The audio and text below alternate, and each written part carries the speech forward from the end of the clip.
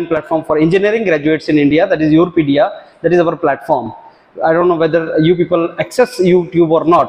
अभी जो सेशन तुम्हारा होने वाला है उसमें आपको कुछ इन्फॉर्मेशन मैं दूंगा, मैं 15 मिनट दूंगा, and then my team will overtake and then they will tell you. And my request to you is like, you know, this is going to be useful session for you.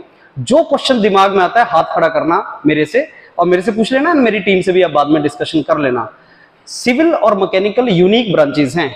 अगर यहाँ पे electronics, electrical या computer science या chemical बैठा है तो I will not speak the same thing. Civil और mechanical के लिए I will speak something different. India के अंदर अभी एक डाइकोटोमी क्रिएट हुआ है, and that dichotomy is like differences between engineering branches, and people compare engineering branches as far as the jobs are concerned and placements are concerned. Let me tell you friends, very less students are aware about the difference between placement, job and career. Career is a far broad term. अगर आप मेरे से पूछते हैं कि sir placement किस में ज्यादा है, मैं बोल दूंगा मैं भी कंप्यूटर्स में। लेकिन अगर आप मेरे से पूछते करियर किस में है, I will say any branch. Engineering की बात नहीं कर रहा हूं, even MA history, MA English, but we should know that कि उसका अपॉर्चुनिटीज क्या है, वी शुड नो दैट। मैं स्टार्ट करता हूं विद सिविल इंजीनियरिंग फर्स्ट।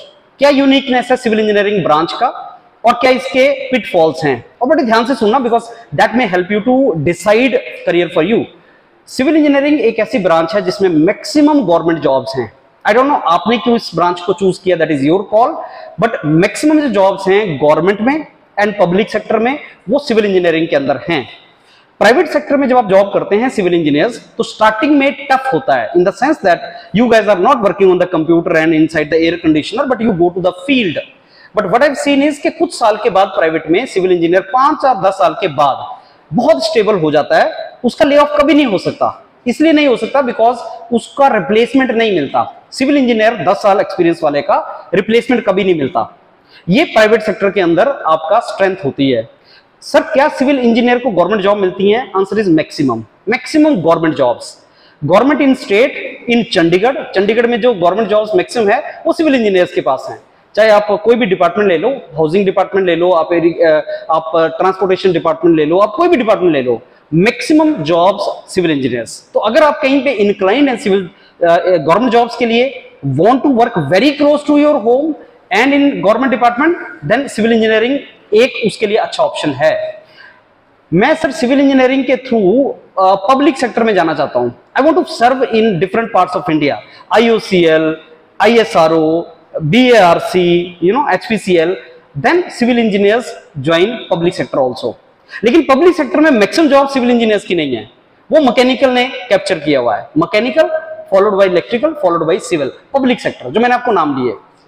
उसके बाद academics is like you know there are so many of you जो इंक्लाइंड हो सकते हैं टीचिंग जॉब्स की तरफ, जो इंक्लाइंड हो सकते हैं जैसे आपको पंजाब इंजीनियरिंग कॉलेज, इस कॉलेज में IITs के अंदर टीचिंग करना है तो उसके लिए सारी ऑप्शंस वो सब ब्रांच के लिए ओपन होती हैं। Recently, I went to Stevens Institute of Technology, which is very close to New York. Actually, New Jersey में है Stevens Institute of Technology. I met two people, two civil engineers. एक उसमें BTech civil engineering करने के बाद data science में MS कर रहा था, एक वो सिविल इंजीनियरिंग करने के बाद कंप्यूटर साइंस में MS कर रहा था।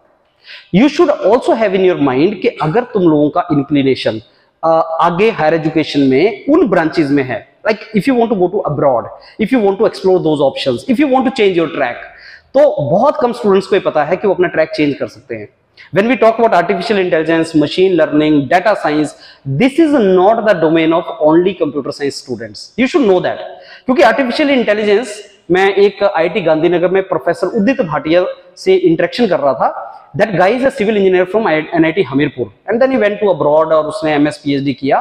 अब IIT गांधीनगर में है तो उसका प्रोफाइल देखना, जो सिविल इंजीनियर्स है, उदित भाटिया उनका नाम है। He is using artificial intelligence on structures, और वो इंडिया के सबसे बेस्ट हैं आर्टिफिशियल इंटेलिजेंस स्ट्रक्चर में लगाने वाले। And he is learn that in US and he is working very closely with professors of US universities. That means can a civil engineer work in artificial intelligence? Yes, but don't work in IT company. Work as a civil engineer, लेकिन use करो artificial intelligence and machine learning. You guys can do that. अभी majority student ये सोचता है कि साहब ये जो आर्टिफिशियल इंटेलिजेंस है ना, मशीन लर्निंग, डाटा साइंस, ये मेरे को नॉन कोर जॉब्स देगा। ट्राई टू अंडरस्टैंड कि जो तुम्हारा कोर जॉब्स है उसके अंदर इन चीजों को अगर यूज करेंगे तो आपका ग्रोथ लॉन्ग टर्म है और अच्छा है। बहुत से engineering graduates they go for management courses. You people already know there is a CAT exam and all these exams. Management courses के लिए you can go for, and this is how you can proceed forward. 3 main domains self exploration जो किसी भी engineers के लिए है. Number 1, sir government jobs के लिए बताइए कैसे कर सकते हैं. उसका एग्जाम का तैयारी है गेट एग्जाम. सर यूएस के लिए क्या कर सकते हैं, GRE IELTS. सर हमें मैनेजमेंट में जाना, क्या कर सकते हैं, उसके लिए है MBA. ये 3 एग्जाम्स हैं और इन 3 एग्जाम से 3 रास्ते निकलते हैं. चौथा है placement. I will request all of you one thing, placement आपको लास्ट ऑप्शन रखना है अपने लिए. Obviously college provides you facilitation for that, but you should keep it as a last option. ऐसा नहीं कि आप टोटली डिपेंडेंट हैं प्लेसमेंट के ऊपर. डोंट डू दैट, बिकॉज आपने फिर सेल्फ एक्सप्लोरेशन कुछ नहीं किया. खुद से पूछो कि मैं मैनेजमेंट के लिए बनाऊं, या मैं यूएस जाने के लिए बनाऊं, या मैं गवर्नमेंट जॉब के लिए बनाऊं, या मैं किस डोमेन के लिए बनाऊं. प्राइवेट सेक्टर में भी एंटर करने के 2 तरीके हैं. एक, आप बीटेक के बाद जॉब उठा ले, LNT आपको देगी 5 लाख, या आप मास्टर्स के बाद LNT उठा लें, वो आपको देगी 12 लाख. दोनों के पैकेज में डिफरेंस है. If you take it after BTech they give you 4-5 lakh. If you join that after masters, they give you 12-15 lakh. LNT itself, and there are so many private companies related to that particular thing. That you have to decide, and that is how you have to go for it. एक बहुत अच्छी बात हुई है पिछले 4-5 साल में, वो शेयर कर रहा हूं आप लोगों के साथ. बात ये हुई है कि कोविड के टाइम के आसपास एक ट्रांजिशन आना स्टार्ट हुआ. बहुत कम बच्चा कोर ब्रांचेस में जाना स्टार्ट किया. इलेक्ट्रिकल, सिविल, मैकेनिकल में इंडिया के अंदर वैक्यूम चल रहा है. इसका हमें कैसे पता लगता है, अभी पीछे DRDO ने रिक्रूटमेंट किया. रिक्रूटमेंट में ये देखा गया कि पहले कट ऑफ जो होती थी ना कॉल आने की, गेट स्कोर की, वो 650 होती थी. इस बार जनरल कैटेगरी में जो कट ऑफ की कॉल थी वो 450 थी. 200 गेट स्कोर कम. DRDO, ISRO ऐसी ऑर्गेनाइजेशन के अंदर बहुत कम कंपटीशन इनमें एंटर करने के लिए. इसका क्या रीजन हुआ, बच्चों ने जाना बंद कर दिया. उसका क्या रीजन हुआ, कोविड के टाइम पे ऑनलाइन एजुकेशन थी. अब मेरे को तो सोच के बताओ, क्या तुम फ्लूइड मशीनरी की लैब में चले जाओगे online? You can not learn it. Students preferred IT and computer science courses because that could have been done I think online. And there is a vacuum in your branches. And because there is a vacuum in branches, there is a very less competition actually to get into all these domains. Never it was easier to enter into government job, public sector jobs in the history for you people, because there is a vacuum and there is very less people and very less competition which people are facing to get into these domains. There is another job for you, that is the engineering services. Civil engineers are kings of engineering services jobs. Engineering services में एक चीज हट गई, railways. वो railway management services में चला गया. Rest is open for you. CPWD is open for you. Ordnance factory is open for you. MES is open for you. वो engineering services is open for you. So if I am to summarize for civil engineers, easiest job and maximum jobs, government and public sector. Second category comes is the jobs which are related to private, but through your master's program, and you can enter into very good opportunities. Third is, if you want to go for abroad, please choose the topic very carefully because that decides your career thereafter. Abroad opportunities are open for you. Environment में Europe में बहुत ज्यादा option है, scholarship बहुत ज्यादा है environment field के अंदर. वो आप कुछ भी इन्वायरमेंट में आप उठा सकते हैं, जैसे वेस्ट मैनेजमेंट के ऊपर 100% scholarship you guys are getting in universities like through डार्ड scholarship, Berlin universities and all these things. That is a waste management. एक सिविल इंजीनियर्स मिलना बहुत मुश्किल है यूरोप के अंदर, बिकॉज हम इंडिया की सिचुएशन जानते हैं. We don't know the situation of these countries because these countries do not have core branch people. Maybe I share statistics with you people. जो यहाँ पे बच्चा बीटेक ज्वाइन करता है ना, कितने ड्रॉप करते हैं, कितने ड्रॉप कर जाते हैं कोर्स में से. आपकी पूरी क्लास में 1 या 2 ड्रॉप करते होंगे, अगर करते होंगे, आई डोंट नो दैट. 60 में से अब्रॉड में ये रेशियो 60% है. मतलब अगर आप सोचो 100 बच्चे ने एडमिशन लिया तो 40 ही ग्रेजुएट करेगा, वो भी 5-6 साल के बाद. वो ब्रेक लेते हैं, ग्रेजुएशन नहीं करते. That means there is a basically shortage of technocrats in those universities, and we can plug those gaps. We can plug those gaps in these kind of institutes. So if you people are interested to go to Europe and all these things, civil engineers के लिए Europe में बहुत ज्यादा opportunities हैं. इन चीजों में जो मैंने आपको बताया, waste management, wealth to waste to wealth, or all these concepts, people are doing a lot of things there. Environment वगैरह के लिए बहुत अच्छा है. Structures वगैरह के लिए आपका US वगैरह, earthquake engineering के लिए US वगैरह, they are very good institutes for you and you can explore those options. Now I'm coming to mechanical engineers. Mechanical engineers के पास बहुत ज्यादा जॉब्स हैं पब्लिक सेक्टर के अंदर. पूरे साल में आपकी थाउजेंड्स ऑफ, हाँ you have got question. What's your name? Sorry, Kanishk. बोलो. बैठ जा बेटा, बैठ जा। हाँ। About the AI that you just stated. So you said that AI is used to engineering. So is it the application build or innovation in AI? No, no. See, it is like a thorough knowledge of AI used in particular branch of civil engineering. आप AI का knowledge पूरा acquire करोगे, फिर artificial intelligence तुम structures के ऊपर लगाओगे। Artificial, you are using it, yes. You are not creating. No, algorithm you are creating. हाँ, so you have to listen to Udit Bhatia what he said. He explained in detail. So that means we need to first get into. Obviously, but tell me one thing. I mean, no. Learning algorithm is not the domain of CS people. That is the point I was trying to tell you. Algorithm सीखना computer science engineer का काम नहीं है। एक चीज तुम लोगों से शेयर कर रहा हूं, जितने भी professors and we do academic profiling of IITs, हम लोगों ने आईआईटी मंडी का, आईआईटी रोपड़ का और अब हम आईआईटी हैदराबाद का एकेडमिक प्रोफाइलिंग करने वाले हैं। आप उस पर देखना, हर सिविल इंजीनियरिंग का प्रोफेसर आके बोल रहा है कि वो कैसे एल्गोरिदम यूज कर रहा है किसी और डोमेन के लिए। सिविल इंजीनियरिंग का प्रोफेसर एल्गोरिदम सीख रहा है, उसको सीखना पड़ता है। And I met professor professor Ashok Agarwal in Maryland university, is 80 years of age and he is learning artificial algorithm and he is using that in particular his domain. So algorithm is not computer science guys domain, actually it is not. So आप लोगों को algorithm सीखना चाहिए, सीखना है। Interdisciplinary domain आ गया है अभी वो कंसेप्ट आ गया है कि मेजर तुम सिविल इंजीनियरिंग में करो तो माइनर तुम्हें किसी और चीज में करना है, और वो कॉम्बिनेशन तुम्हें यूज करना है एक्चुअल ब्रांचेस के लिए। अदरवाइज ये डाइकोटॉमी खत्म नहीं होगा। जो हम बोलते हैं ना कि सब कंप्यूटर साइंस में इंजीनियरिंग में जॉब्स हैं, कंप्यूटर साइंस में बाकियों में जॉब्स कम है, वो इसलिए है because we are not learning those skills, software skills I call it. Software skills तुम्हें सीखनी है। पहले क्या होता था, मैटलैब सीख लिया हमने, या हमने कंप्यूटेशनल फ्लूइड डायनामिक्स यूज कर लिया, एफईएम सीख लिया, कैड कैम सीख लिया, सफिशिएंट। नाउ इन चीजों को रिप्लेस कर दिया है एल्गोरिथम्स ने, इनको रिप्लेस कर दिया है डाटा साइंस ने। And in fact data science is nothing but algebra, mathematics algebra, that is all it is. My request to each and everyone sitting here in the class, आप ये चीजें एक्वायर करो और इनको अपनी इंजीनियरिंग में यूज करो। आप जो एल्गोरिथम सीखोगे उसको यूज कहां करोगे, उसको यूज करो सिविल इंजीनियरिंग के अंदर, then you get a very good opportunity. And एक और चीज तुम्हें बता रहा हूं, आजकल ऐसा भी हो गया है कोविड के बाद से कि बहुत सी यूनिवर्सिटीज, फॉरेन यूनिवर्सिटीज, वो आपसे जीआरई टोफल कुछ नहीं मांगते। अगर आपने उनके प्रोफेसर को एक कन्विंस कर दिया कि जो प्रोजेक्ट तुम कर रहे हो मैं उस प्रोजेक्ट के बारे में जानता हूं, वो आपको इंटरव्यू कंडक्ट करने के बाद इंडक्ट कर लेंगे। They can do that very easily. And you are people are in third year, maybe you can go for internship also. Professors are giving opportunities for internship. You can go there for 2 months, 3 months, 5 months, and you can do your internship. Realize the worth of your branch and please उसको consolidate करो इन skills के साथ. These skills are not computer science guys the skills. हम कोई उनको hardcore computer engineering के subjects की बात नहीं कर रहे हैं, हम एल्गोरिथम की बात कर रहे हैं। एल्गोरिथम तो इवन सोशियोलॉजी वाले बच्चे भी कर रहे हैं, इंग्लिश लिटरेचर वाले बच्चे एल्गोरिथम कर रहे हैं कॉग्निटिव साइंस के लिए। I mean people are doing this. Cognitive science IITs के अंदर मास्टर्स प्रोग्राम है, डिसीजन साइंस उसको बोलते हैं। Cognitive science, decision science arts वाले बच्चे कर रहे हैं, उसमें एल्गोरिथम सीख रहे हैं, बहुत अच्छा काम कर रहे हैं। Have I answered my question to you? So but I will advise you कि आप प्लीज वो काम देखो जो लोग कर रहे हैं, वहां से आपको आइडिया लगेगा। सिविल इंजीनियर गूगल आउट करो, सिंपली एक चीज, artificial intelligence used in civil engineering, बस इतना करना, and you will find lot of project popping up. Even अभी जो आईएसआरओ ने सैटेलाइट लॉन्च किया, उस सैटेलाइट के अंदर, उस लॉन्च टीम के अंदर बहुत से सिविल इंजीनियर्स हैं। What do you think these guys are doing? ISRO need you people and all those people are expert in these domains which I just जिस स्टेज पे आप लर्निंग बंद कर देते हो ना, आपका ग्रोथ ही बंद हो जाता है। So don't do that. जो भी प्रोजेक्ट करना है अकॉर्डिंगली चूज करो, right? Any other question civil engineering से related? Any other question the way he asked, कुछ भी question related to career, something जो आप पूछ सकते हैं। So now I am coming to mechanical guys.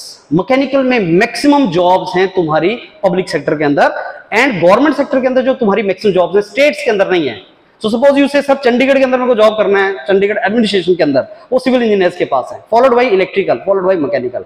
लेकिन अगर तुम्हें मैक्सिमम जॉब्स मैकेनिकल की देखनी है, ISRO, DRDO, BARC, Hindustan aeronautical limited, IOCL, HPCL, NTPC, BHEL, all public sectors, huge job, I mean huge number they induct every year, and mechanical engineers run the public sectors. That is how they do it.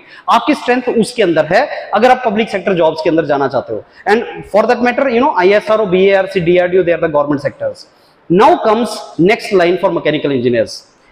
The moment you get specialized, and that is, you know, if you get specialized in particular domain, as I was discussing about particular domains like additive manufacturing, if I talk about, or if I talk about, you know, even data science domains or artificial intelligence domains, use these things in your own field and you get a very good packages and very good salaries.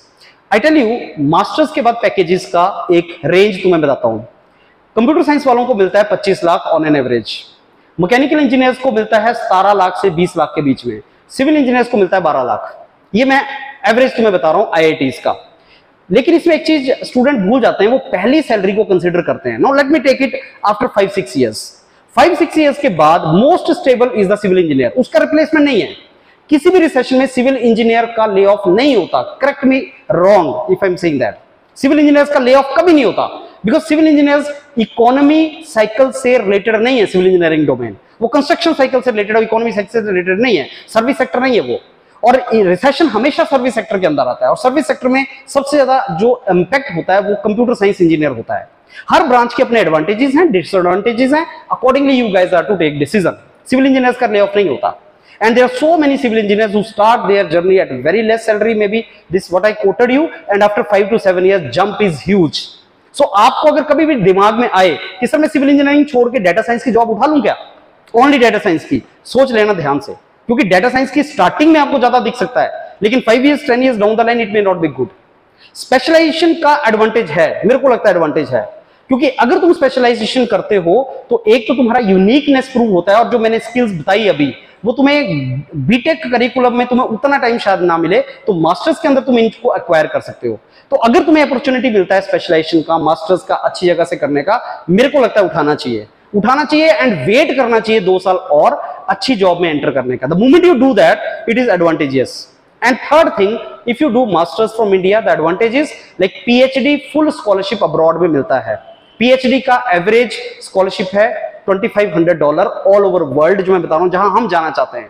Obviously we will not go to countries like China, though China universities are also good, but हम लोग वहां नहीं जाएंगे. हम जाएंगे Europe में, America में, Australia में, न्यूजीलैंड में, जापान में. These are the countries for us. वहां पे on an average $2,500 and your expenditure is $1,200-1,300. That means you end up saving $1,200-1,300 per month. That is huge. That is a government salary, gazetted 1 class 1 officer का salary है जितना तुम save करते हो. तो अगर तुम्हें वो अपॉर्चुनिटी एक्सप्लोर करना है, that is also there in PhD. And I normally tell students that you can go for BTech to masters programme abroad and masters to PhD programme abroad. एक लास्ट मिथ है जो students में होता है, then my team will overtake. That myth is like, you know, अगर मैं MS करने के लिए अब्रॉड जाता हूं तो मेरे को बहुत पैसा स्पेंड करना पड़ेगा. You know, there is a list of 140 universities, and Kailash sir has that particular list of 140 universities, sir, which said that we don't need collateral. अगर आपकी इन 140 यूनिवर्सिटीज में सिलेक्शन होता है तो बैंक आपसे कुछ डॉक्यूमेंट नहीं मांगता. No property document, nothing. They will give you entire your fees as a loan and that you have to return once you get a job. इस बात को ध्यान से सुनना. जब भी तुम बाहर एमएस करने जाते हो तो बहुत से कैपेबल बच्चे हैं जो ये सोच के इनकार कर देते हैं अपने पेरेंट्स से डिस्कस करके कि यार हम यूरोप में 20-25 लाख नहीं दे सकते, या अमेरिका में 40-50 लाख रुपए हम नहीं दे सकते. So they kill their dream then and there itself. But I tell you one thing, if you want to go abroad, please try to get into those 140-150 universities, and that is, they are not difficult universities. As I told you, Stephen Institute is one of them, जिसके लिए GRE score required is 290-300. That's it. ज्यादा नहीं है, competitive नहीं है वो. Australia and Canada में IELTS चाहिए, GRE भी नहीं चाहिए. ऑस्ट्रेलिया एंड कनाडा में to entry is very very easy for masters program, you know, because GRE is not required, and that is the first choice not of European, that is first choice of Indian. Europeans do not want to go to Australia and Canada, they want to go to America only. So whosoever is competing with you is not Japanese, is not Chinese, it is Indian and Asian.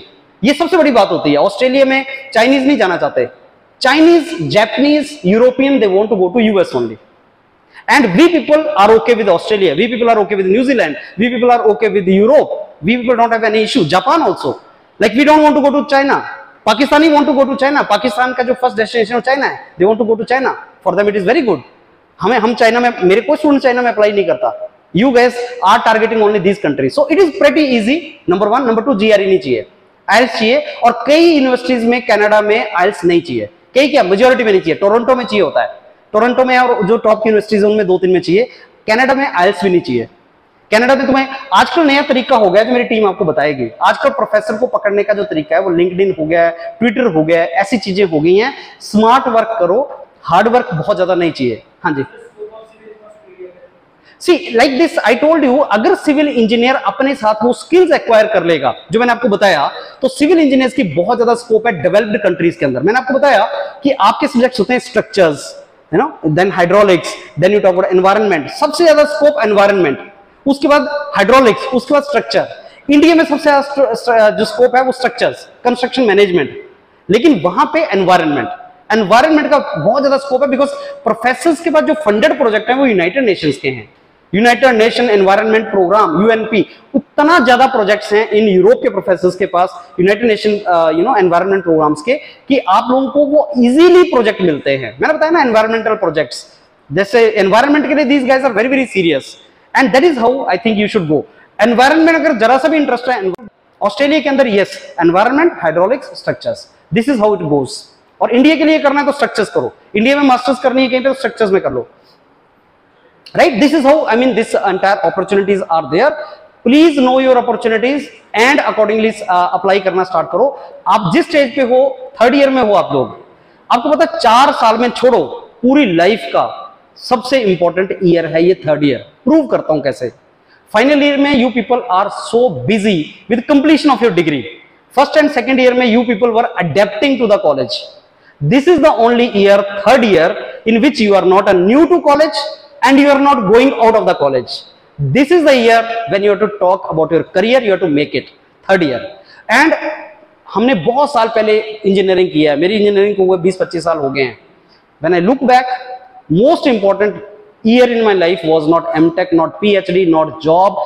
It was third year of BTech when I decided to go for particular exam and career, and rest of my life was based upon that. Rest of my life was based upon that. तो आपका जो third year है उसका बहुत ज्यादा significance है friends. आप life में हमेशा ये रियलाइज करोगे, it was not school, it was not college, it was not job, it was not higher education, it was third year of my graduation which made my career. ये चीज होती है, इस स्टेज में तुम डिसाइड करते हो क्या करना है। Please decide it, number 1। उसके बाद एक बार डिसाइड हो गया कि भाई मेरे को ये करना है, उसके बाद कैसे करना है, नंबर 2 स्टेप। उसके बाद कैसे करने के बाद करना स्टार्ट करते हैं। These are the 3 stage. अब कैसे करना है, अब इसको फॉलो करो। ये 3 स्टेज है। क्या करना, मेरे को अब्रॉड जाना, कैसे जाना, इस तरीके से जाना, चलो स्टार्ट करते हैं। ये 3 स्टेजेस हैं। Please do it and you will do wonders. I am done with my discussion. Any question you have and then I leave and give it to my team. या sorry, you guess it and I'll give you chocolate if you guessed wrong, and you will guess wrong. बताओ 35. My age is 46 and I'm really thankful you told 35 years. Kavita ma'am is my senior.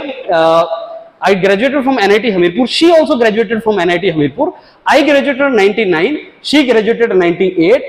I did my masters. I went to DRDO. I did my PhD. I went abroad. 46 से पर तूने 35 बोला। Sir, Madam, pizza to all my people in the office today. I'm really thankful to you for that. You understood? But by the way, why you asked that? If you are at the age of 35 or 40, then what would be that you are going to do at that moment as you are starting? At that moment, what would it be? यार ऐसा मैं entrepreneur हूँ। Entrepreneurship जो है ना, वो आपको पता नहीं चलता कब करना है। मैं जब जॉब में गया, मैं अपनी ड्रीम जॉब में गया। ड्रीम जॉब में जाने का मेरे को लगा ये कहाँ पहुंच गया, डिप्रेशन हो गया मेरे को, ये यहाँ पे मेरे को नहीं आना था। साइंटिस्ट बन गया डीआरडीओ के अंदर कलाम साहब को देख के। कलाम साहब प्रेसिडेंट थे उस टाइम पे, and I thought I will want to become DRDO scientist. Dehradun में पोस्टिंग हुई and I became depressed there. वो मेरे लिए जगह नहीं बनी थी। फिर मेरे को लगा गवर्नमेंट जॉब सेटिस्फेक्शन नहीं दे रही है। I went to General Electrical. मेरे को लगा ये प्राइवेट सेक्टर कंपनी है। डीआरडीओ 12,000 देती थी, जीई मेरे को 60,000 रुपए उन्होंने सैलरी दिया, 5 time high GE, very good sir. मेरे को लगा शायद प्राइवेट सेक्टर में मेरे को सेटिस्फेक्शन नहीं मिल रहा है, वो भी मैंने छोड़ दिया। Then I did job abroad also, Chicago में। आई थॉट यार इंडिया सेटिस्फेक्शन नहीं दे रहा, अमेरिका सेटिस्फेक्शन देगा। I realised I am not meant for job, I am meant for entrepreneurship. अपना कुछ करना, कुछ नया क्रिएट करना। First teaching job I got was IIT Bombay. उसमें मेरे को बोला गया मटेरियल साइंस पढ़ाना है rest of your life, but you know what, I wanted to teach physics, I wanted to teach public administration, I wanted to teach history. They did not give me the option. Obviously, they will not give you option. So मेरे को वहां पे opportunity नहीं मिला. I started teaching all these things in my institute. I mentored So many of my students who are now IAS, IPS, and everywhere, you know. So I was having teaching in me, right? And I started my ventures for that. Career counseling, बच्चों से बात करना, बच्चों को career को बनाना, उनके questions का answer करना, that is my strength. और मैंने उसी का रास्ता चूज किया, और वो तुम्हें इमीडिएटली पता नहीं चलता. जब मैं आपकी स्टेज में था, मेरे लिए ड्रीम कुछ और थे, इंजीनियरिंग सर्विसेज, ये वो एक्सप्लोर किया. जब तुम अपने ड्रीम को एक्सप्लोर करोगे, तुम रियलाइज करोगे you have landed up at the wrong place. फिर तुम क्या करोगे?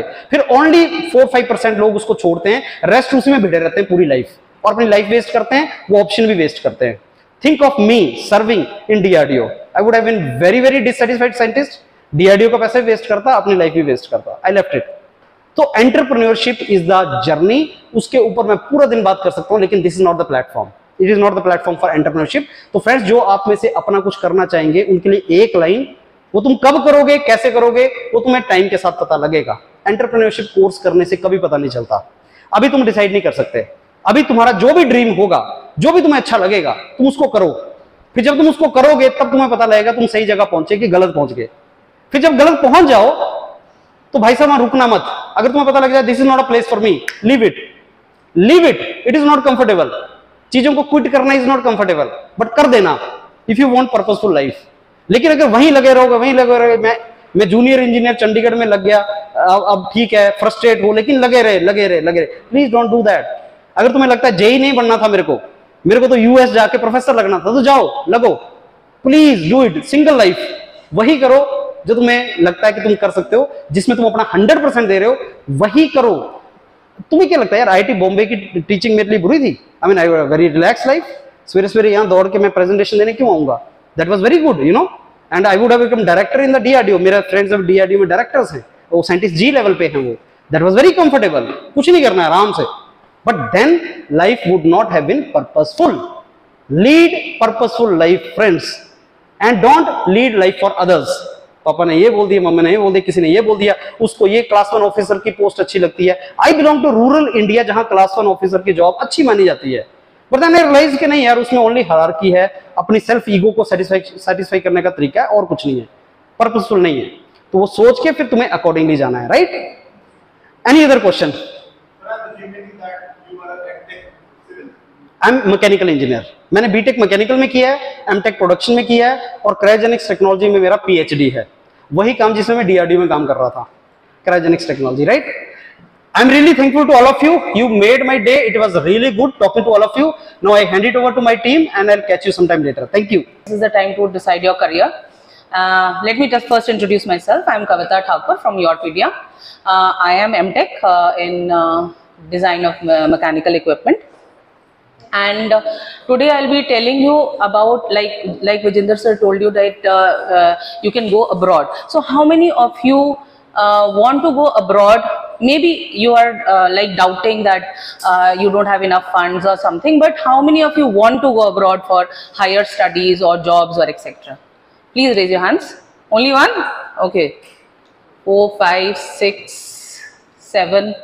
See, I'm just asking want. Whether you can go or not, that will decide after this. How many of you want to go, basically, to study outside? I just have 6 hands. Anybody else? No? Okay. So, how many of you want to go to PSUs? Public sector units में कितने लोग जाना चाहते हैं? Very less hands again. Okay. So, how many of you have not decided what to do? Only one. Okay, so Vijender sir has already summed up some certain things. I'll just tell you how you can go abroad, what all you can do after BTech, and how to proceed according to things. So let's start. So first thing is, what after BTech? So you can go in for job, okay, but after BTech you will not get specialized jobs. Okay, BTech के बाद आपको जो jobs मिलेंगी वो थोड़ी सी आपकी less paying होंगी. ओके, बट ऑब्वियसली प्लेसमेंट्स आपकी कॉलेज के थ्रू हो जाती हैं, directly you are passing out, you can get jobs, you can try it once, it's up to you. Okay, and you jobs you can get in wet jobs you can get in public sector. Okay, for public sector you need a GATE score. Public sector में आपको उसी year का, ये नहीं है कि आपने 2 साल पहले दिया है, obviously GATE score is valid, but लेकिन जब आप पब्लिक सेक्टर में अप्लाई करते हो आपको उसी साल का गेट स्कोर चाहिए होगा, same year GATE score. Okay, and either you can go for private jobs where no gate score is required. Okay, जहां आपको लगा कि आपका क्राइटेरिया बन रहा है आप उस जॉब में चले जाओगे. Okay, and then you can go in, the other thing is you can go in for higher education. Higher education you can go in to India as well as abroad. आप India में IITs वगैरह में जाना है, आपको gate score चाहिए. Mostly college में चाहिए, कई कॉलेजेस में गेट स्कोर भी नहीं चाहिए होता आजकल. If you have a good CGPA, आपका अच्छा चल रहा है, आपको एडमिशन डायरेक्ट भी मिल जाता है. In some IITs also, if you have good research and all in your at your name, so it is good. आप 3rd year में हो, आप अपने CV को अच्छा बना सकते हो. कैसे बना सकते हो? इंटर्नशिप्स कर सकते हो, ट्रेनिंग्स ले सकते हो, NPTEL की ट्रेनिंग ले सकते हो, और हमारे ट्रेनिंग सेंटर्स है वहां पर आप ट्रेनिंग ले सकते हो, कोर्सेज कर सकते हो. Like because you are civil and mechanical, आप machine learning, AI, like sir said, it is not meant for just computer science, it is meant for you also. So you can go in for those trainings, improve your CV while you are at it. 3rd year is the greatest time to improve your CV. Okay, so internships आपके abroad भी हो सकती हैं, आपके India में भी हो सकती हैं. You have lot of scope. Okay, then abroad and India you can go for higher studies, masters, and you have one more thing, that is after BTech you can go in for direct PhD.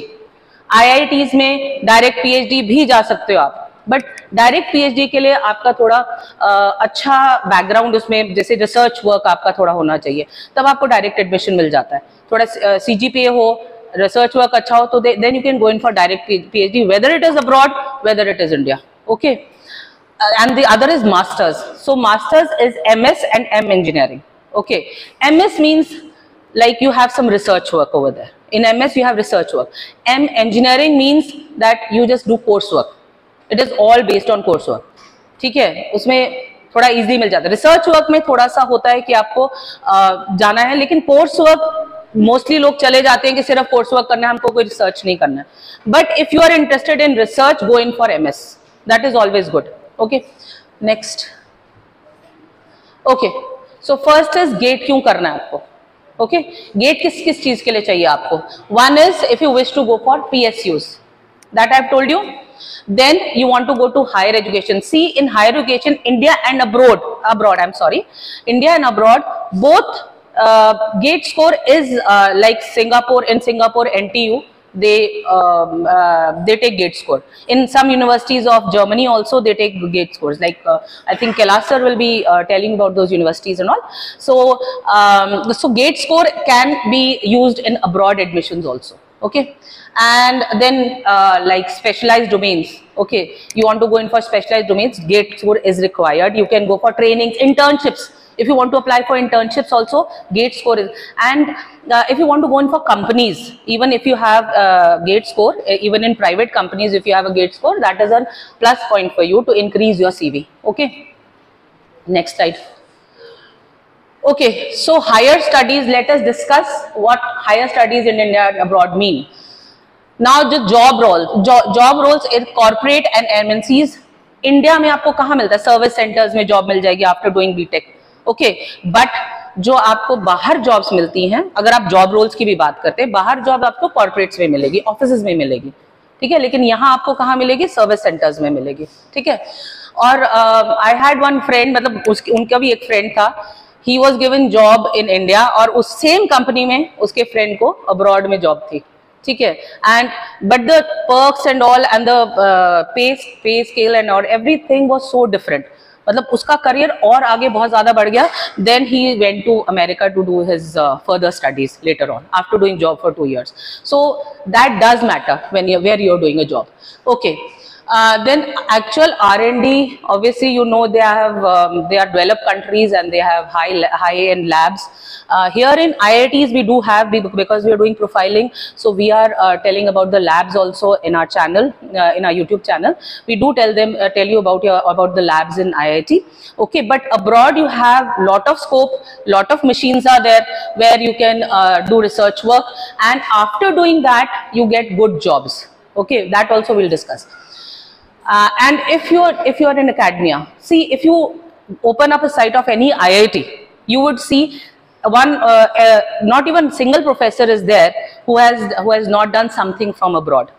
Okay, either they have done their training, their postdoc, or their PhD, or maybe MTech, whatever. They have done something or the other. Maybe they have worked abroad, but one thing they have done something or the other at abroad. And what does that do? That improves your branding. Even if you go abroad and then come back to India, like you study abroad and come back to India, you will get a good job, high-end job. Okay, but obviously in India, when you go for higher studies, you always think of going into professorship or academia or anything. But abroad, you have lot of chances in research, in industry, even in corporate. If you are higher educated, you will get more packages. Okay. So average salaries for BTechs, I'm talking about BTech, if you go for job, is around 75 to 1000 K per annum, and for CSE, that was for mechanical and civil, and for CSE IT 120 to 150 K per annum. Okay, but let's go further. Okay, first let us see, you were talking about Australia, you're talking about Germany, you're talking about US. Let us say what is which is better. Okay, US and Europe is there. Okay, तो दोनों में education is equally good. दोनों में education में problem नहीं है. Education is equally depending upon where your interest lies. जहाँ पर आपको अपने interest का मिल जाता है वहाँ आप जा सकते हो. The only thing is, we from India, we prefer to go to English speaking countries like US, Canada, Australia, New Zealand. We prefer to go to English speaking because Europe में आपको language का थोड़ा सा barrier आ जाता है. Although language is not required in teaching, अगर आपने higher education के लिए जाना है, आपको पढ़ाई के लिए language नहीं चाहिए. लेकिन आपको अगर job करनी है वहाँ पे, part time job करनी है, बाहर करनी है वहाँ पे, तो आपको language चाहिए. जैसे Germany में you people prefer कि Germany में tuition fees तो है नहीं, है ना, तो बाहर जा सकते हैं, लेकिन वहाँ job के लिए आपको language जानना जरूरी है. And so generally we prefer, although stay in Europe is, or the education fee in Europe is less than US, but then when you do it, so your packages are also high in US and less in Europe. Okay, so it's up to you depending upon where you get your interest. So main thing is, in third year, please realize where your interest lies. Please explore things.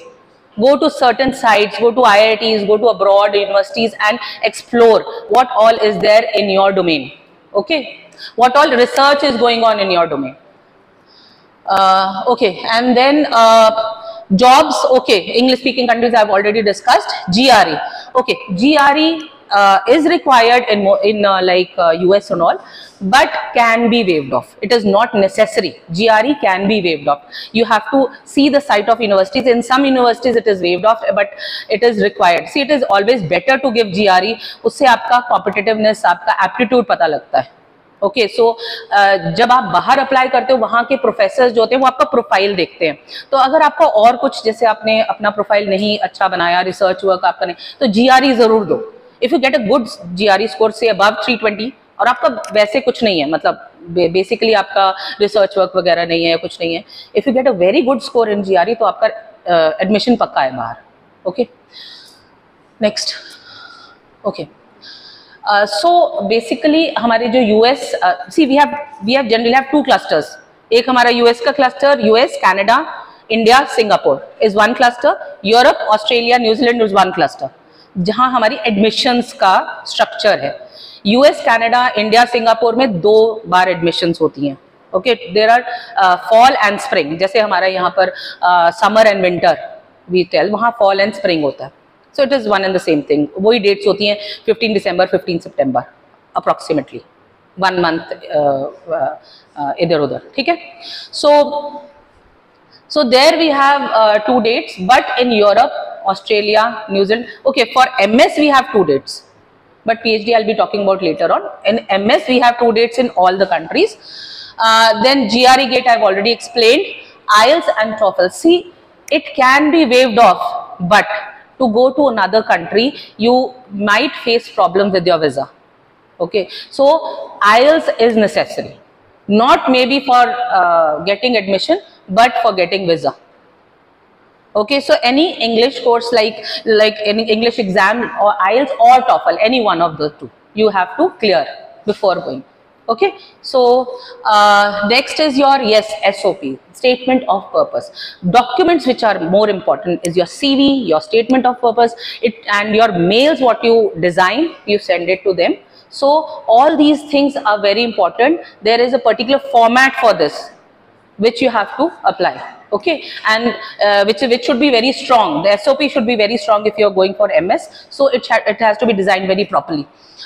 Then LORs, obviously the letter of recommendation. If you are planning to go abroad, start like whenever towards the end of your degree, start approaching your professors, or because in US you need 3 letters of recommendation, in Europe you need 2 letters of recommendation. Okay, so it is always better that you start your process. Okay, next. Okay, so we have a standard procedure कि गए universities में apply करना शुरू कर दिया जो high rank universities है उसमें आप अपने अप्लाई करना शुरू कर दिया. But there are only 40% chances of getting selected if you just go on and apply for high rank universities directly. Okay, so main thing is as I told you, interest, अपने interest अभी से देखो कि क्या होना है, उसको अपना इम्प्रूव करो. मे बी अगर आपने सपोज AI, जैसे सर ने बताया AI विद स्ट्रक्चर्स, तो अगर आपने AI करना है तो AI का कोई कोर्स करना शुरू करो. अपना CV इम्प्रूव करो कि वहां पर प्रोफेसर्स को लगे कि हाँ आपको ये चीजें आती हैं. ठीक है. Then you choose your destination, कहाँ जाना है आपने. वहां पर आप मेन थिंग इज कि वहां पर आप वो देखो कि सपोज आप मैकेनिकल के हो तो आपको देखना है कि कहाँ पर इंडस्ट्रियल क्लस्टर है और वहां पे कौन से कॉलेजेस है. अगर सपोज आप न्यूयॉर्क चले गए और न्यूयॉर्क में CS का ज्यादा है, कंप्यूटर साइंस वगैरह की इंडस्ट्री, मतलब जो कंपनीज है वो CS की ज्यादा है, लेकिन टुवर्ड्स मिड ऑफ अमेरिका के उसमें चले गए तो वहाँ मैकेनिकल की ज्यादा है. सो यू हैव टू सी कि क्या ज्योग्राफिकल लोकेशन है जहां पर आप जा रहे हो. ठीक है, you have to check the geographical location.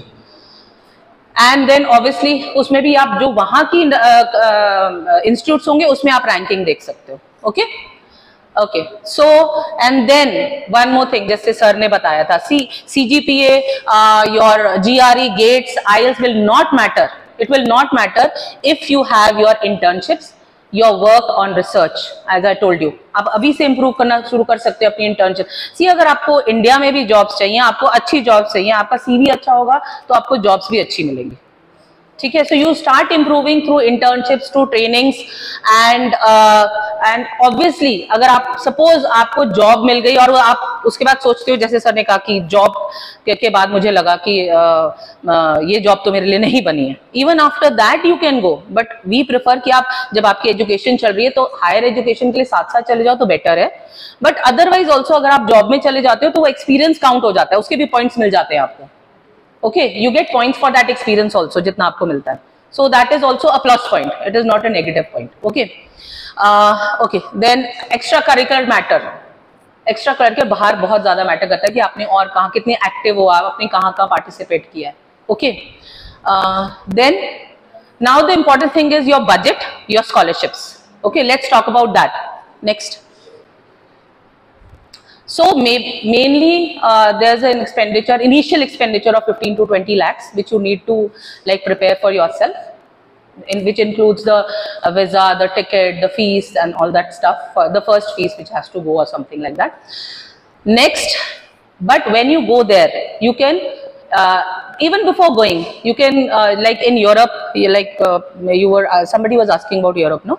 So Erasmus Mundus is one of the scholarships. DAAD is another scholarship for Germany. See, Erasmus Mundus is that scholarship, उसमें आपको 3 countries में for 3 different subject भेज देते हैं और फिर उसके बाद आपको एक सर्टिफिकेट सिंगल भी मिल सकता है, डुअल भी मिल सकता है from 2 different universities. But it gives you benefit of that scholarship. आपकी fully funded होती है, उसमें आपका टिकट, वीजा सब कुछ included होता है. Okay. Then the other forms of scholarship is other forms of scholarship is your teaching assistant. You can be a teaching assistant, means आपको वहां पर जहां पर आप MS कर रहे हो वहीं आपको उसी यूनिवर्सिटी में टीचिंग असिस्टेंट की जॉब मिल जाएगी and you will be paid for that. Okay. Next is your research assistantship, जहां पर आपको रिसर्च करने के लिए मिल जाएगा under some professor, or that will be helpful for you also, for your career also. And the other is graduate assistantship, जहां पर आपको clerical type की कुछ job मिल जाएगी but you will be paid. ये सारी inside the campus only. Okay. Then fellowships अगर मिल गई तो बहुत ही अच्छा है. If you get a fellowship it means ना आपको टीचिंग असिस्टेंट बनना है ना आपको रिसर्च असिस्टेंट बनना है, आपको फुल स्कॉलरशिप मिलेगी पढ़ने के लिए सिर्फ. Okay, so that is fellowship. Other ways is your cooperative education, जो आप बाहर कॉलेज का कोलैबोरेशन होगा किसी इंडस्ट्री के साथ, वहां आप बाहर काम करने चले जाओगे, that is highly paid. Internship करने चले जाओगे, it is highly paid. Okay, so these are the types. In campus part time jobs are also there. So these types are there जो आपको स्कॉलरशिप्स लेने में हेल्प करेंगे वहां पे. तो इससे क्या होता है, आपको स्कॉलरशिप में इतना पैसा मिल जाता है कि आप मे बी 5-6 मंथ्स में जो आपने 15-20 लाख अरेंज किया है वो आप वापस घर भेज सकते हो. पर मंथ आप 50 to 60,000 घर भेज सकते हो. ठीक है, इतना स्कॉलरशिप में पैसा आपको मिल जाता है. Next. Okay, so this I already discuss कि स्टैंडर्ड पोजीशन से 40% आपको चांस है, लेकिन अगर आप ये सारा प्रिपेयर करके जाओगे तो आपको and in these task we can help you. So it's up to you. You can watch our YouTube channel also. हमारा यूट्यूब चैनल है योरपीडिया के नाम से. You can watch those channels. उस पर सारा कुछ है. We have made short videos on you on whatever information you need. Okay, you can watch that and subscribe that. Next. Okay, we've already discussed this, but ये हमारा PhD है, direct PhD. Same things are there. The only thing is direct PhD में आप 5 see in India and US में around 4 to 5 years लगते हैं. Europe में 3 years लगते हैं, because 3 years में वो सिर्फ there is no coursework, there is only research in Europe. But India, US वगैरह में coursework भी होता है, तो around 4 to 5 years लग जाते हैं. Fine. But the thing is कि उसमें आप डायरेक्ट पीएचडी में ये भी कर सकते हो कि आपने 2 साल कोर्स वर्क किया, उसको एमएस में कन्वर्ट करवा दिया. 2 साल आपने काम किया, उसको मतलब मास्टर्स में कन्वर्ट करवा के you can apply for your PR और anything. You want to stay there, you want to work there. तो जरूरी नहीं है कि आपको वो कोर्स पूरा ही करना है. आप उसको एमएस 2 साल बाद एमएस में कन्वर्ट करके आप कर सकते हो अगर आपको डायरेक्ट पीएचडी मिल गया. क्योंकि डायरेक्ट पीएचडी में क्या है, आपको स्कॉलरशिप मिलेगी, फुली फंडेड स्कॉलरशिप मिलेगी. बट डायरेक्ट पीएचडी के लिए आपका अभी रिसर्च बैकग्राउंड होना चाहिए, सीजीपी अच्छा होना चाहिए, तभी आपको डायरेक्ट पीएचडी मिलेगी. ठीक है, so you can improve your, you have time, you can improve your CV. Okay, next. Okay, so this is almost the same. The only 2 things that are required extra is your next. This I've already discussed. Same thing as their monthly stipend is there in PhD also, and same things US में कम है, America में ज्यादा है. Okay, one thing is that जो selection procedure है, अगर आप direct university को अप्लाई करते हो फॉर PhD, तो आपका क्या होगा कि ग्रेजुएट कमेटी में जाएगा, आपको ऑफर लेटर तब मिलेगा जब आप ये सारे डॉक्यूमेंट सबमिट करोगे, research experience, job experience, CV, SOP. तो आपको ऑफर लेटर मिलेगा जो डिपार्टमेंट में जाएगा. तो शुरू में आपको 1 साल यहाँ डिपार्टमेंट से मिलेगी स्कॉलरशिप, उसके बाद आपको प्रोफेसर स्कॉलरशिप देगा. ठीक है, बट अगर आप, एक तरीका ये है कि आप प्रोफेसर्स को कांटेक्ट करो जो आपके रिसर्च एरिया के हैं, जो आपके इंटरेस्ट के हैं, उनको अपना सीवी वगैरह सेंड करो. और अगर प्रोफेसर को लगता है कि आपका बहुत अच्छा सीवी है, तो आपका क्या क्या बेनिफिट्स मिलते हैं ये देखो. आपका अनदर नेक्स्ट. हाँ, तो आपका जीआरई वेव ऑफ हो सकता है, प्रोफेसर से बात करके टोफेल हो सकता है. जॉब एक्सपीरियंस की कोई जरूरत नहीं होगी. कॉलेज का नाम डजंट मैटर, आईआईटी से हो, एनआईटी से हो, नॉर्मल कॉलेज से, किसी से कोई मैटर नहीं करता. अगर प्रोफेसर को लगता है कि आपका जो रिसर्च इंटरेस्ट है and you are capable. Although GRE देने से ये फायदा होता है कि प्रोफेसर को आपके अंदर केपेबिलिटी नजर आ जाती है. ओके, तो next. Okay, next. I think next slide ना, तो students, these are our mentors, they are mostly outside India. कोई PhD कर रहे हैं, कोई MTech कर रहे हैं.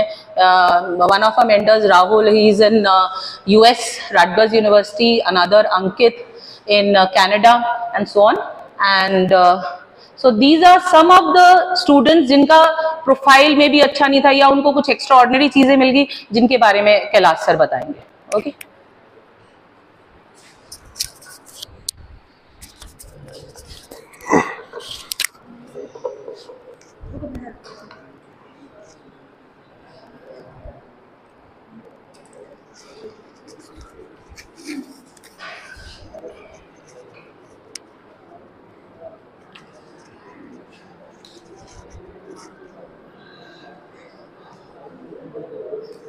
Hello, am I audible? Am I audible to all of you? guys, see, it's a kind of recap for final 5 minutes, I guess. So trust me, I will not waste your more time. So these 5 minutes will be more kind of recap, right? So as one guy was asking earlier, question related to artificial intelligence. See, I'm basically a person who is right now dealing in AI, ML and large language models. Okay, I'm an industrial person. So see how industry is connected to your foreign education. As अभी तक जो भी बातें हो रही थी कि foreign जाओ या इंडिया में करो, मैं quickly recap लूंगा सभी का. Okay. तो देखिए, आप लोग बीटेक कर रहे हो, आप लोग प्रोजेक्ट करते हो, इंटर्नशिप करते हो. I ask you one question, जब आप इंडिया में मास्टर्स के लिए अप्लाई करते हो, क्या आपकी इंटर्नशिप, क्या आपके प्रोजेक्ट मैटर करते हैं? बताइए. No, because merely the admission is on the basis of your GATE score, right? Largely for the MTech. Obviously, when you go for MS and PhD, they are considered. For MTech, we mostly consider the GATE score, your performance in the competition exam. But when we see the abroad opportunity, they basically look as an overall personality. They look into your personality, they look into your skill, they look into your basically, potential. If they are unsure of your potential, see, trust me guys, abroad university work on the risk minimization policy. Risk minimization policy says, if they are unsure of your potential, they will never allow you admit. So the point is, if you have a good number of project, आप लोगों ने बहुत अच्छे internship करे हैं, आप लोगों ने बहुत अच्छे रिसर्च पेपर लिखे, give me just 5 minutes and I make sure ये आपको बहुत बेनिफिट होगा 5 minute, right? I will take a quick recap. बहुत सारे बच्चे बीटेक में ऐसे होते हैं, I have seen during my batches यार, कि वो लोग इतना अच्छा सीजीपीए नहीं मेंटेन कर पाते, वो लोग कंपटीशन में अच्छा परफॉर्म नहीं करते हैं, but they are really good in the research aptitude, they have the good number of publication, they have done good project science, they have done good number of project. In India they feel sometimes, our education system is not good. They keep on frustrated, right? But that is not the concern, okay? In India, our education system is concentrating around your rank in the competition exam, which is not the case with the abroad. That is why we always suggest to people, if you believe you have a good number of internship, you have a good number of project, and you have a good number of relevant research experience, publications, patent, you go abroad.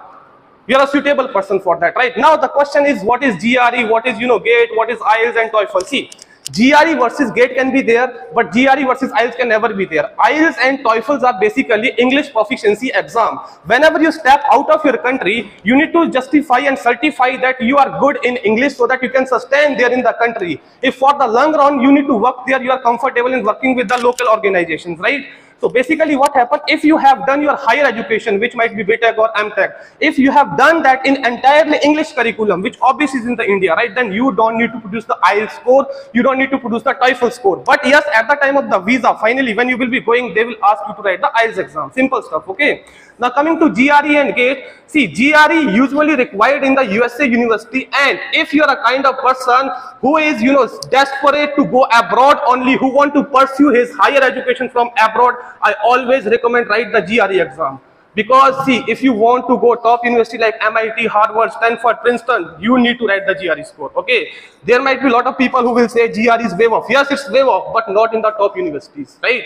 It will give you option, but limited option. If you're a kind of person कि आप एक side by opportunity देख रहे हैं, but आपको GRE नहीं लिखना, IELTS नहीं लिखना, options होंगे, but अच्छे options नहीं होंगे, right? तो अगर आप अपने ऑप्शन और अपॉर्चुनिटी को ब्रॉड रखना चाहते हो तो right these exam. I talk about NUS Singapore, NTU Singapore. You can apply through your GATE score. Recently they have some opening for PhD and they are asking if you have a valid GATE score, you don't need to write the GRE score. In Germany, why most of the Indian people go Germany? RWTH Aachen, KIT, TU Munich, TU Berlin, they all accept your GATE score. You don't need to write GRE score additionally. In Canada, there are top universities which ask for the GRE exam. In Europe, there are ETH Zurich, EPFL, they ask for the GRE exam, right? So most of the GRE requirement is only in the USA. So guys, you are sitting in the third year of your BTech, and this is a very crucial and I can say crunch phase of your BTech time, because at this time, I believe you are about to decide what project you will be doing and what kind of internship you will step in.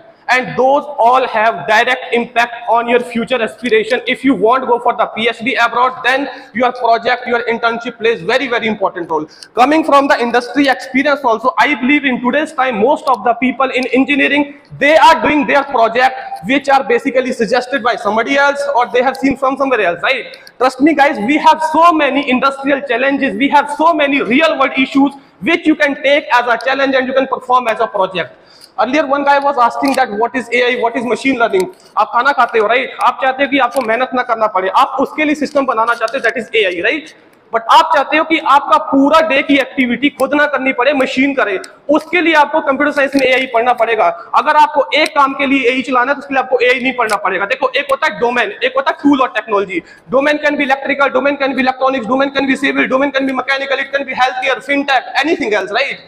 You want to make those domain very smart. You want to make them competent. You want to make them productive. For that, there are the technology, AI, ML is there, LLM is there, generative language models are there. So that is the combination basically which earlier you were referring, right? So I have a very less time. That's why I'm going in the quick mode. So guys, ultimate conclusion is that if in long run you want to go for PhD, I will suggest choose your project wisely. And here I'm doing the wrap up of this session. Unfortunately, I don't have much time. So this was the brief, and I wish you all the best on the behalf of the Your Media Global. Thanks a lot.